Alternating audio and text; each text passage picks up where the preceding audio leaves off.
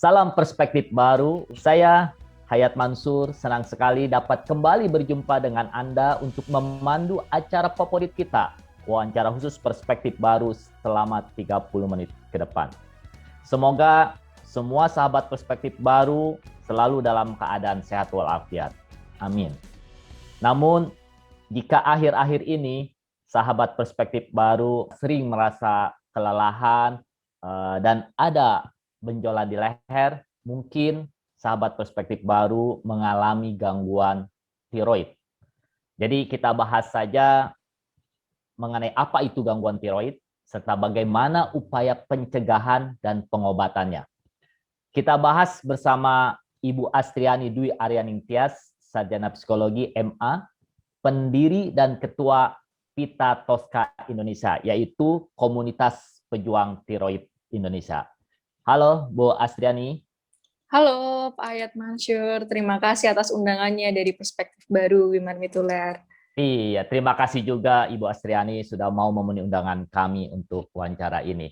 Bu Astriani, sebenarnya seberapa besar sih bahaya dari gangguan tiroid ini sehingga Anda beserta teman-teman mendirikan sebuah komunitas pejuang tiroid? Baik, terima kasih. Sebetulnya saya sangat dari lubuk hati terdalam sangat berterima kasih ya atas undangan dari Perspektif Baru. Sebab begini Pak, pada dasarnya setiap orang itu kan pasti memiliki kelenjar tiroid ya. Kelenjar tiroid itu fungsinya sangat krusial sekali. Memang itu adalah organ vital di tubuh karena berfungsi untuk mengatur metabolisme dari tubuh kita. Jadi fungsinya itu kalau kita ibaratkan itu dia sebagai regulator tubuh. Nah, apabila si regulator tubuh ini dia bermasalah gitu ya, dia memiliki gangguan, gangguannya bisa macam-macam di gangguan tiroid itu sendiri. Jadi ada gangguan fungsinya, ada gangguan struktural atau bentuknya, atau ada gangguan autoimunnya. Nah, jika si kelenjar tiroid ini terkena gangguannya, itu bisa berdampak ke metabolisme tubuh kita. Jadi nanti pasiennya atau penderitanya itu bisa mengalami lebih ke metabolismenya memburuk atau berlebihan metabolismenya. Jadi seperti itu kurang lebihnya. Nah, ketika orang mengalami metabolisme yang kurang gitu ya, yang lebih lambat, itu akan berdampak juga ke kinerja tubuh. Jadi nanti tubuhnya lebih ke mungkin kalau dari sisi karena kan berfungsi untuk mengatur detak jantung juga, jadi denyut nadinya itu bisa semakin lambat, namanya bradikardia, atau juga bisa berdampak juga ke ke pertumbuhan, kemudian bisa juga berdampak ke kerontokan rambut dan gangguan fungsi lain yang relate dengan berhubungan dengan metabolisme tubuh. Salah satunya juga gangguan reproduksi. Jadi itu sangat penting, sangat vital gitu ya fungsinya. Nah, apabila ada gangguan tiroid dan kita tidak memeriksakannya dengan secara medis seperti itu, tidak selesai seperti itu, nah itu akan berdampak di jangka panjang sebab gangguan tiroid ini disebut juga gangguan penyakit kronis karena pengobatannya jangka panjang. Nah, itu yang mendasari kita kami dari Pita Tosca Indonesia selaku komunitas pejuang tiroid untuk memberikan edukasi kepada masyarakat awam betapa pentingnya kita melakukan deteksi dini gangguan tiroid dan juga kita tahu how to solve the problem gitu. Bagaimana tata laksana penanganan gangguan tiroid itu sendiri. Apa saja sih gangguan yang umum terjadi pada pasien atau penderita tiroid dan apa yang Ibu Astriani alami ketika Ibu mengetahui mengalami gangguan tiroid?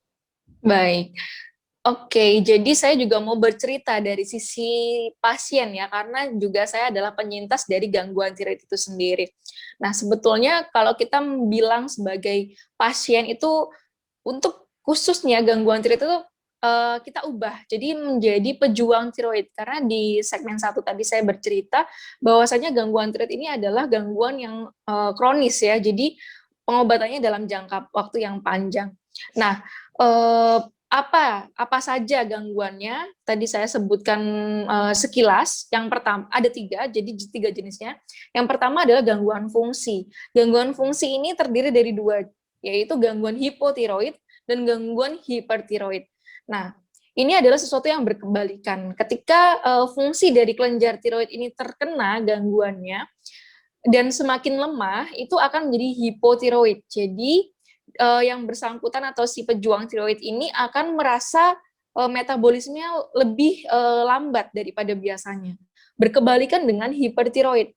Jadi gangguan fungsinya akan menyerang kondisi kelenjar tiroid sehingga berdampak ke metabolisme yang lebih tinggi. Jadi akan mengalami gejala-gejala takikardia atau degup jantung berdetak lebih cepat, kemudian metabolismenya lebih cepat seperti itu. Nah, ada lagi gangguan struktural atau gangguan bentuk yang berupa ada benjolan. Tadi Pak Hayat Mansur di depan bilang kalau ada benjolan di leher, area leher bagian depan, nah itu di sebelah sini di atas tulang dada atau di bawah jakun kalau pria itu bisa diraba. Nah, ketika diraba atau perabaan ada muncul benjolan, nodul atau terlihat gitu ya. Nah, itu disebut gangguan struktural. Gangguan bentuk ya. Jadi ada sesuatu yang mengeras di area kelenjar tiroidnya. Nah, itu perlu diperiksakan. Kemudian yang terakhir adalah gangguan autoimun atau kita sebutnya kelenjar tiroid ini diserang oleh autoimun tubuh gitu. Nah, itu ada dua jenis. Yang pertama Graves disease dan yang kedua adalah Hashimoto thyroiditis. Nah, tadi Pak Ayat bilang bagaimana sih Bu penata laksanaan gangguan tiroid ini ya. Nah, saya bercerita dari sisi saya sebagai seorang penyintas gangguan tiroid atau pejuang tiroid. Jadi ketika kita sebagai orang yang dengan gejala-gejala gangguan tiroid yang tadi saya sebutkan, ada mungkin gangguan fungsi seperti ada detak jantung yang tidak normal, kemudian metabolisme yang berantakan, siklus haid pada perempuan yang berantakan, kemudian rambut rontok, kemudian ada nodul di area leher. Nah, ini penting untuk segera ke dokter penyakit dalam minimal, itu minimal sekali. Untuk dimintakan pemeriksaan fungsi tiroid, jadi laboratorium tiroid yaitu free T4 dan TSH. Nah, setelah itu dilakukan USG tiroid. Ini bukan hal yang membahayakan sama sekali, tapi ini merupakan cara untuk penegakan diagnosis. Apakah benar yang bersangkutan atau pejuang tiroid ini memiliki gangguan tiroid dan juga jenisnya apa? Seperti itu. Nah, deteksi dini ini penting sekali ya Pak sebagai preventif ya. Itu nanti saya jelaskan setelah kita mungkin ya ada ketika sudah bertanya kepada dokter, kemudian konsultasi, ditanya riwayatnya apa ya, apakah ada di keluarga yang memiliki gangguan tiroid. Nah, ini penting untuk dilakukan deteksi dini gangguan tiroid bagi keluarganya, karena bisa jadi ini penyakit yang juga menurun ya, jadi genetikal seperti itu. Bu Astriani, Ya. tadi disebutkan salah satu gangguan umum yang terjadi adalah detak jantung yang lebih cepat atau tidak normal. Nah, lalu bagaimana cara kita secara pribadi ini mengetahui bahwa itu adalah gangguan tiroid, bukan gangguan penyakit jantung? Baik, nah ketika kita mengalami tadi gejala, salah satu gejala takikardia atau detak jantung yang tidak normal, lebih dari di atas normal atau bradikardia di bawah normal, kita perlu untuk memeriksakan ke dokter penyakit dalam. Jadi jangan langsung ke spesialis jantung ya. Nanti kalau pengobatannya treatmentnya akan berbeda. Hanya saja ketika kita ke penyakit dalam, kita akan dicek juga gangguan tiroidnya. Fungsi tiroid tadi, saya bilang ada free T4 dan TSH, itu pemeriksaan darah. Barangkali itu memang karena gangguan tiroid, karena akan berbeda penanganannya dengan penyakit jantung. Nah, setelah tegak diagnosisnya, oh ini ternyata gangguan tiroid fungsi, yang hipertiroid atau hipotiroid. Nah, nanti akan dilakukan pengobatan. Dan pengobatan itu ada treatment plan-nya selama kurun waktu tertentu, misalkan 1 tahun, 2 tahun, dan pengobatan ini tidak berdampak signifikan kepada organ tubuh yang lain. Misalkan kalau ketakutan dari pasien sendiri itu kan takutnya kalau minum obat nanti ini ya ginjalnya bagaimana seperti itu. Nah, itu sebetulnya tidak, karena yang diobatin itu adalah kelenjar yang fungsinya itu menghasilkan hormon tiroid, hormon untuk mengatur metabolisme tadi. Nah, jadi yang digantikan atau yang ditambah dan dikurangi fungsinya adalah untuk si kelenjar tiroid ini. Jadi tidak akan berdampak ke organ tubuh yang lain. Seperti itu. Berbicara mengenai pengobatan, Bu Astriani. Nah, selain dengan obat, apakah memang harus dilakukan operasi pengobatan gangguan tiroid ini, seperti benjolan yang ada di leher itu? Oke, nah ini juga penting untuk digarisbawahi bahwasannya tidak semuanya berakhir di meja operasi. Jadi kan kebanyakan ada ketakutan dari sisi pasien sendiri, saya takut nanti kalau misalkan ujung-ujungnya saya disuruh operasi. Tidak, jadi kalau gangguan tiroid itu karena jenisnya ada, tadi saya sebutkan ada sekitar 6, nah itu perlu untuk adanya penegakan diagnosis. Pemeriksaan yang runut, jadi mulai dari cek darah, mulai dari USG, nanti kalau misalkan memang ada benjolan di area kelenjar tiroid, ini harus dilakukan patologi anatomi dengan biopsi. Nah, jika ditemukannya itu memang tidak ganas gitu ya, tidak sesuatu yang bukan merupakan keganasan, tidak perlu untuk diambil. Nah, biasanya yang tidak ganas ini, yang benign tumor, ataupun juga jenisnya kista, itu bisa dilakukan penyedotan. Atau sekarang teknologi sudah baru, kita punya namanya tata laksana radiofrequency ablation. Jadi, tidak semua berujung di meja operasi, tapi bisa dengan metode-metode lain, medis yang lain, yang istilahnya akan minimal resiko gitu. Jadi tidak akan membekas di area leher seperti itu ya, takutnya kan gitu. Dan mungkin teman-teman pasien yang lain ketakutan kalau misalkan dibedah kan di area leher ya, itu area juga yang apa ya, membuat takut ya dekat dengan apa namanya arteri di leher seperti itu. Nah, tidak semua akan berakhir di sana. Jadi betul-betul pengobatan bisa farmakoterapi itu pengobatan, kemudian nanti bisa ablasi atau bisa memang ya disedot kistanya, kalau jenisnya sudah tegak diagnosisnya, atau ya sudah dibiarkan memang karena ini adalah hanya kelainan struktural atau kelainan bentuk. Jadi tidak perlu pengobatan, tidak perlu penanganan yang lain, hanya perlu monitoring. Seperti itu. Kita sudah membahas mengenai macam-macam gangguan dari tiroid dan upaya pengobatannya. Dan yang terpenting lagi adalah sekarang bagaimana sih upaya untuk kita mencegah agar tidak terkena gangguan tiroid ini. Baik, oke. Nah ini juga merupakan salah satu program pemerintah ya, khususnya Kementerian Kesehatan Republik Indonesia untuk bagaimana sih upaya preventif dan promotif dari pencegahan gangguan tiroid di Indonesia. Nah kita selaku komunitas pasien berupaya penuh untuk melakukan promosi untuk deteksi dini gangguan tiroid. Seperti apa? Tadi saya sempat menyinggung di segmen kedua, yaitu caranya dengan periksa leher Anda. Nah, jadi ketika seseorang merasa ada gejala-gejala yang muncul tadi ya, nah akan tetapi memiliki nodul juga teraba di area leher, kita perlu melakukan periksa leher Anda secara mandiri dulu. Jadi kita mendongakkan leher dan dagu ini ke atas, dagu ke atas. Nah, melakukan perabaan seperti ini. Jadi di area atas tulang dada atau di bawah jakun kalau pria, diraba apabila di leher bagian depan apabila ada benjolan teraba diikuti oleh gerakan menelan seperti ini. Jadi dilakukan gerakan menelan. Nah, ada dua kemungkinan, ada benjolannya teraba atau tidak, atau juga si benjolan ini ikut bergerak. Nah, ini wajib untuk dilakukan pemeriksaan medis ke dokter. Seperti itu. Nah, Bu Astriani, apakah memang ya, selalu harus ada benjolan? Apakah gangguan tiroid itu bisa saja tanpa benjolan di leher? bisa saja tanpa benjolan. Jadi akan tetapi ketika tanpa benjolan, biasanya kalau tanpa benjolan itu sebenarnya benjolannya itu ke dalam atau memang di kelenjar tiroidnya sendiri, jadi mengecil seperti itu. Nah, itu pasti muncul gejala-gejala klinis, gejala-gejala fisik ya yang dialami. Seperti tadi, bisa jadi metabolismenya itu tidak optimal, mungkin mudah lelah, konsentrasi mudah turun, kemudian ada kerontokan, ada gangguan reproduksi seperti menstruasi, haid, atau yang pria mungkin ini ya apa namanya kurang mohon maaf kayak misalkan mudah untuk ejakulasi dini. Jadi kayak apa hal-hal yang berkaitan dengan reproduksi itu juga mungkin bisa berkaitan dengan gangguan gejala tiroid gitu ya.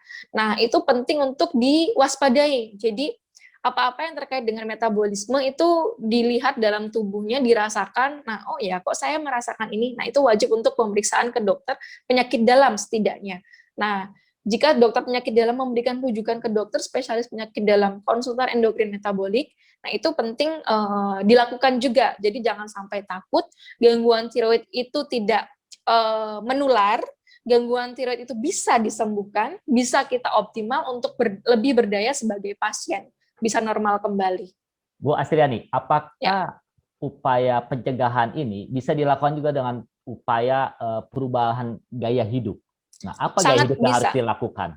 Iya, terima kasih. Sangat bisa sekali. Jadi itu cara deteksi dininya. Nah, saya akan menjelaskan tentang pola hidup. Karena si gangguan tiroid ini mengatur metabolisme tubuh, otomatis itu juga yang menjadi pencetus salah satu upaya pencegahannya, yaitu menjaga pola hidup.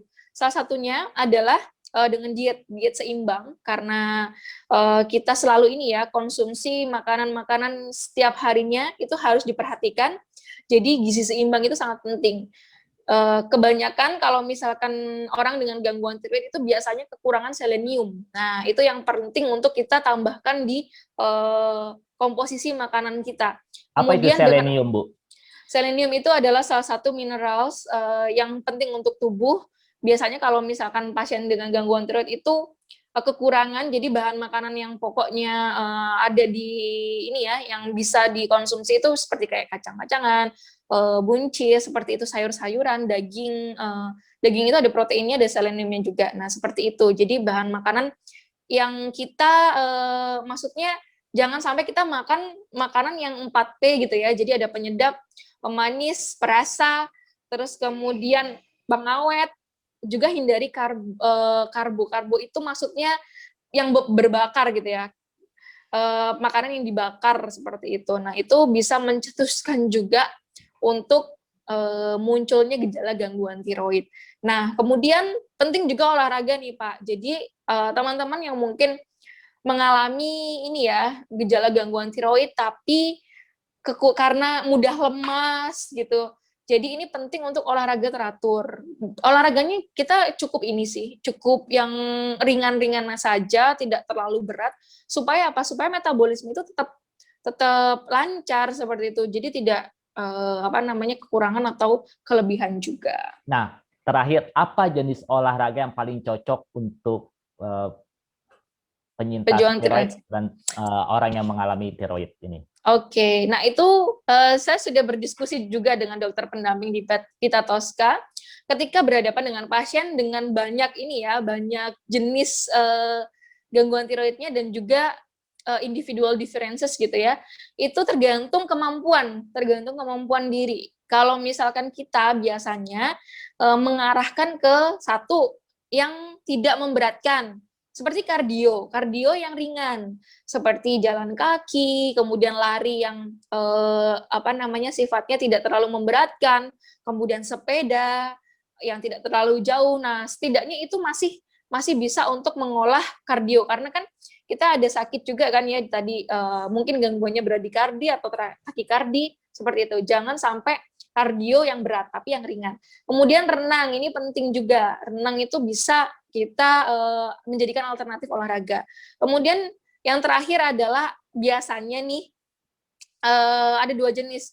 Yang pertama yoga dan yang kedua angkat beban. Itu yang paling kita sarankan untuk teman-teman dengan pejuang tiroid. Seperti itu. Oke, makasih Bu Astriani dan juga sahabat perspektif baru. Sebagai penutup, saya hanya mengingatkan bahwa kesehatan itu sangat penting dalam hidup kita. Jadi perhatikan gaya hidup kita. Terima kasih dan sampai jumpa di wawancara perspektif baru berikutnya.